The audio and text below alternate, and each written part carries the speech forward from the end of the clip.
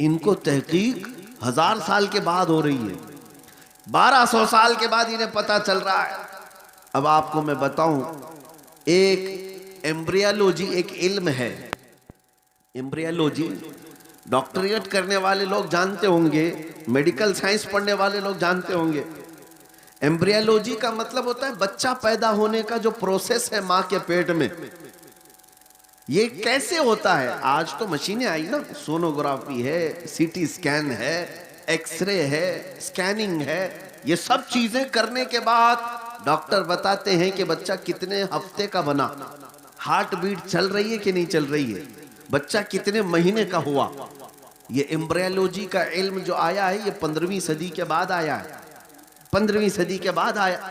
میں آپ کو بتاتا ہوں، آج یہ ساری دنیا کے ڈاکٹر اس بات پر اتفاق رکھتے ہیں کہ ماں کے پیٹ میں پہلے نطفہ جاتا ہے، اس کے رحم میں نطفہ جاتا ہے، پھر نطفہ کیا بنتا ہے، ڈاکٹر سب کہتے ہیں ایک چنگم کی طرح چپچپا ہوا، چنگم کی طرح چپچپا ہوا ایک چھوٹا سا خون کا لوتھڑا بنتا ہے جس کو علقہ کہتے ہیں، عربی میں علقہ، چنگم کو بھی کہتے ہیں۔ توجہ چاہتا ہوں، اس کے بعد پھر یہ ڈاکٹرز کہتے ہیں خون کے لوتھڑے کے بعد پھر بغیر ہڈی کا گوشت بنتا ہے، نطفے سے گوشت بنتا ہے، پھر تھوڑے دنوں کے بعد، مہینے کے پروسیس کے بعد ڈاکٹرز کہتے ہیں کہ اس کے اندر ہڈیاں آتی ہیں، ہڈیاں آنے کے بعد پھر چمڑا آتا ہے، پھر بال آتے ہیں۔ یہ پروسیس ہے 9 مہینے کا۔ یہ آج کی تحقیق کے بعد سارے ڈاکٹرز مشینوں سے نکالنے کے بعد اس بات کو یہاں دنیا کے سامنے پیش کر رہے ہیں، مگر میں اس زمانے کی بات کر رہا ہوں جب سائنس کا وجود بھی نہیں تھا، جب نہ ایکس رے مشین تھی، نہ سونوگرافی، نہ سی ٹی سکین، کچھ بھی نہیں۔ لیکن میرے آقا صلی اللہ تعالیٰ علیہ وسلم کی زبان ناز سے وحی قرآن، وحی الہی نکلتی ہے، ثم خلقنا النطفة علقة فخلقنا العلقة مضغة فخلقنا المضغة عظاما فكسونا العظام لحما۔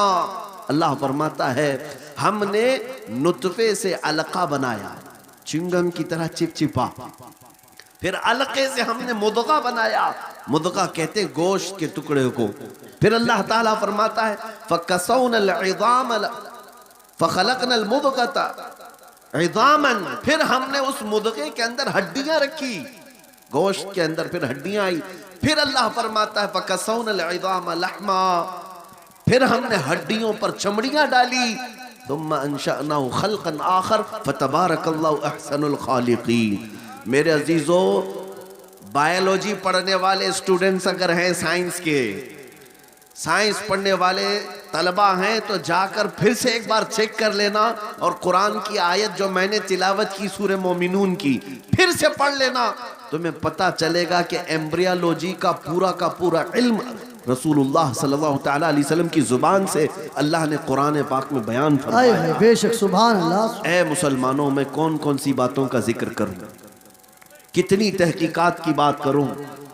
زولوجی ایک علم ہے، جانوروں کے متعلق جانکاری، پرندے آسمان میں کیسے اڑتے ہیں، یہ آج تحقیق چل رہی ہے، بڑے بڑے لیبوریٹری کام کر رہی ہیں کہ ان کو کون سی چیز ہے جو ہوا میں روک لیتی ہے۔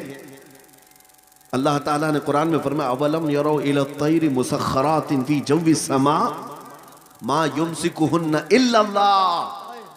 اے لوگو، کیا تم نہیں دیکھتے کہ پرندے ہوا میں کس طرح سے کھڑے رہ جاتے ہیں، ان کو کون روک کے رکھا ہے، ان کو گرنے سے بچاتا کون ہے؟ ما یمسکہن الا اللہ، ان کو اللہ کے سوا کوئی نہیں روکا۔ بے شک، زولوجی کا علم قرآن پاک میں ہے، بوٹانی درختوں کا علم قرآن پاک میں موجود ہے۔ یہاں پر اگر جو یونیورسٹی ہیں اس میں پڑھنے والے اسٹوڈنٹ ہیں تو ان سے بھی میں بتاتا ہوں پانی کی کتنی قسمیں ہیں، درختوں کی کتنی قسمیں ہیں، پودے جب بڑھتے ہیں تو ان میں جو قلمی کرایا جاتا ہے یہ کیا ہوتا ہے۔ میرے عزیزو، یہ سارے علوم مصطفیٰ کریم صلی اللہ علیہ وسلم نے اپنی زبان سے بتا دیے، بے شک، اس زمانے میں بتا رہے ہیں جب سائنس کا وجود نہیں۔ اس پر مزید یہ کہ نبی پاک پوری زندگی بھر کسی کے ہاں پڑھنے کے لیے گئے نہیں، شاگرد بنے نہیں۔ میرے نبی امی ہیں جن کو دنیا میں کسی نے نہیں پڑھایا۔ رسول پاک کا اگر کوئی استاد ہے، معلم ہے تو رب کائنات۔ بے شک اب یہ تمہید کے بعد میں آپ سے پوچھنا چاہتا ہوں، اے میرے عزیز بچوں، تمہارے پاس علوم کا خزانہ تھا، تمہارے پاس رسول اللہ صلی اللہ تعالیٰ علیہ وسلم جیسی عظیم ذات تھی، تمہیں پھر ادھر ادھر کی دیکھنے کی ضرورت ہی نہیں تھی۔ اسی لیے ہمارے امام نے برسوں پہلے ہمیں تنبیہ کر کے یہ پکار کر کہا تھا، امام اہل سنت فاضل بریلوی نے، پھر کے گلی گلی تباہ، ٹھوکریں سب کی کھائی، دل کو جو عقل دے خدا تیری گلی سے۔ آئے ہوئے نعرہ تکبیر، نعرہ رسالت، مسلک اعلیٰ حضرت مفتی سلمان اظہری صاحب قبلہ، نعرہ تکبیر، نعرہ رسالت۔ ہمارے لیے رسول پاک صلی اللہ تعالیٰ علیہ وسلم کی زندگی سے بہتر کوئی زندگی آئیڈیل ہو ہی نہیں سکتی۔ تم اپنی پیدائش سے لے کر اپنی موت تک کے اعمال کو اگر ڈھونڈنا چاہو، میرے نبی پاک کی ذات میں ہر چیز کا علم مل ہی جائے گا۔ آئے ہے بے شک، ہمارا دین محفوظ ہے، ہمارا دستور حیات محفوظ ہے۔ وہ لوگ ادھر ادھر دیکھیں جن کے پاس ایجوکیشن نام کی کوئی چیز نہ ہو، وہ لوگ چرا کر کے لائیں قوانین جن کے ہاں خود قوانین نہیں ہو۔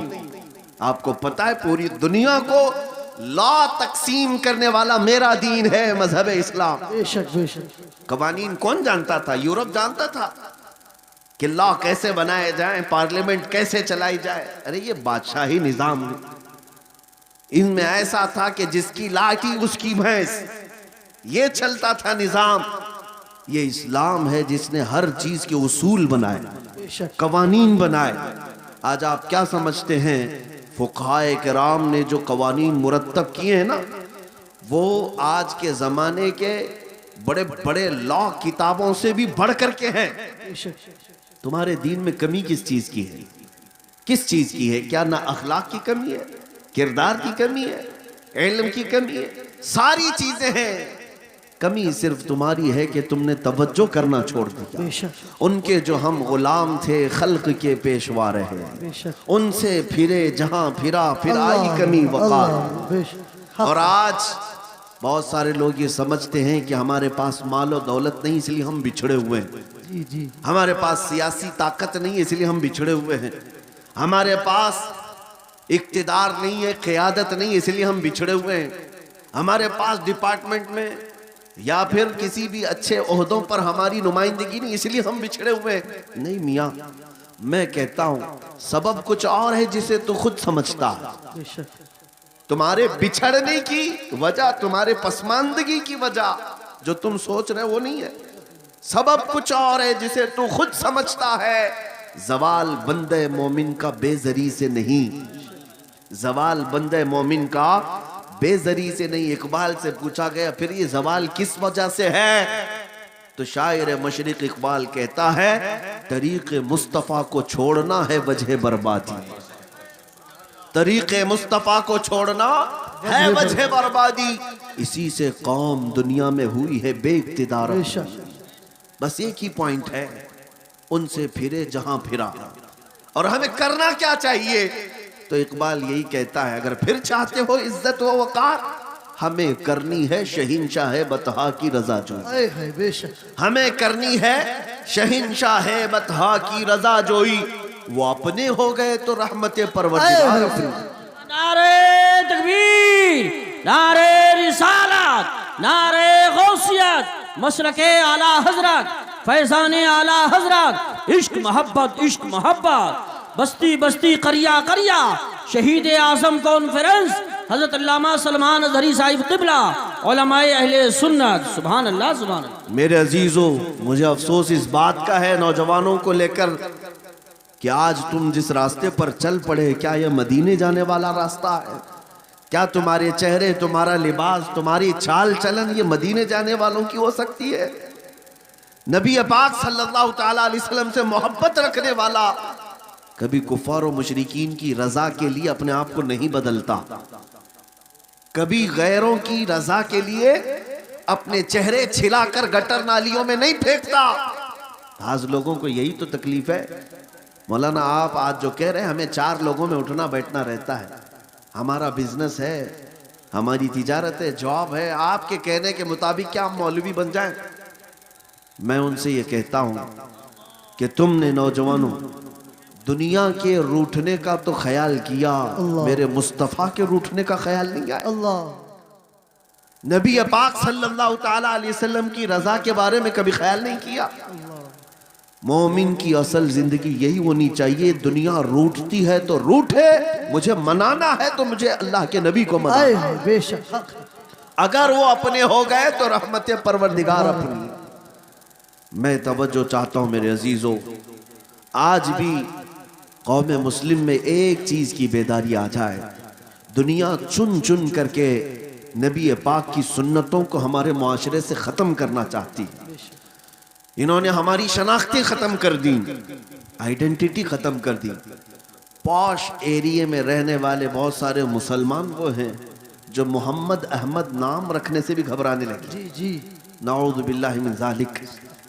اگر تم نے دنیا کے خوف سے اپنے آپ کو بدلنا شروع کیا تو ایک بات یاد رکھنا، یہ دنیا تمہیں کتا بنا کے چھوڑ دے گی۔ بے شک نہ تم اپنے قوم کے رہو گے نہ وہاں کے بن سکو گے۔ اور ہم نے دیکھا ہے کیسے کیسے لوگوں کو جو دوسروں کو راضی کرنے کے لیے بھٹکتے رہے، نہ وہ اپنے دین کے رہے نہ دوسروں کے دین کے رہ گئے۔ اسی لیے آپ کے پاس ایک ہی اپائے ہے، ایک ہی علاج ہے، جس کو اعلیٰ حضرت نے بھی فرمایا تھا، آج لے ان کی پناہ آج مدد مانگ ان سے، بے شک بے شک آج لے ان کی پناہ آج مدد مانگ ان سے، پھر نہ مانیں گے قیامت میں اگر مان گئے۔ بے شک بے شک انہیں جانا انہیں مانا، نہ رکھا غیر سے کانت، للہ الحمد میں دنیا سے مسلمان۔ بے شک مجھے ایسا لگتا ہے آج وقت زیادہ ہو چکا ہے اور آپ کی یہ افراتفری شاید سننے کے موڈ میں نہیں ہے، اس لیے میں گزارش کرتا ہوں کہ اب دعا ہونی چاہیے اور صلاۃ و سلام کے بعد ہم اپنے اجلاس کو ختم کرتے ہیں۔ جیسا نہیں، اگر آپ کا ارادہ ہے تو میں صبح تک سناؤں گا۔ آئے ہے سبحان اللہ۔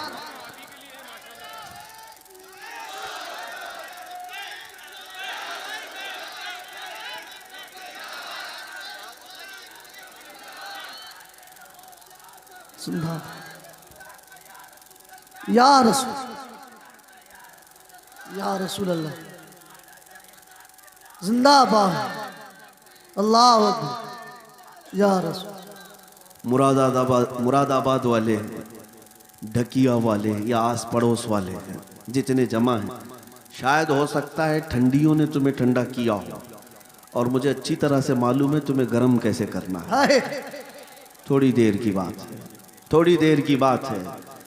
یہ جو مجمع ہے، یہ جو تمہارے چہروں کی مسکان ہے، یا یہ جو تمہارے نعرے ہیں، یہ صرف اور صرف یہاں ممبر پر بیٹھے ہوئے لوگوں کے لیے نہیں ہے۔ تمہارے نعرے کفر کی دھرتی میں بھی زلزلہ لاتے ہیں۔ آئے ہے واہ، آج دنیا پریشان ہے کہ ہم نے جن چیزوں کو ختم کرنے کی کوشش کی تھی، اب ہر محلے سے لبیک یا رسول آئے اللہ، ہے واہ واہ واہ واہ، ہر بستی سے لبیک کا واہ، لبیک کی صدائیں آ رہی بے ہیں۔ شک اسی لیے ہم کہتے ہیں اسلام کی فطرت میں قدرت نے وہ لچک دی ہے، جتنا ہی دباؤ گے اتنا ہی وہ ابھرے گا۔ بے شک ہاں، کچھ بات تو ہے کہ مٹتی نہیں ہستی ہماری، آئے ہے کچھ بات تو ہے کہ مٹتی نہیں ہستی ہماری، صدیوں رہا ہے دشمن دور زماں ہمارا، بے شک۔ باطل سے ڈرنے والے اے آسمان آئے نہیں ہے ہیں ہم، باطل سے ڈرنے والے اے آسمان نہیں ہیں ہم، 100 بار کر چکا ہے تو امتحان ہمارا، توحید کی امانت سینوں میں ہے ہمارے، آسان نہیں مٹانا نام و نشاں ہمارا۔